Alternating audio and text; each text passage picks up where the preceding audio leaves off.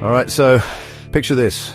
It's a gorgeous summer day and I'm feeling all kinds of cute in my favorite short summer dress. The sun is shining, birds are singing, and everything is just...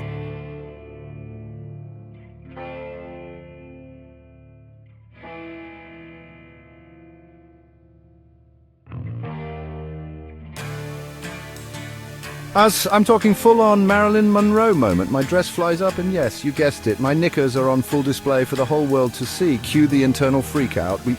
Why today? Why me? I'm desperately trying to hold my dress down with one hand.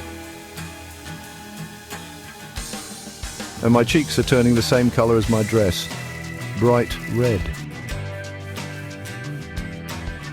I decided to own it. I mean, what's a little public embarrassment? So here's my tip for you. Always have a plan B for windy days.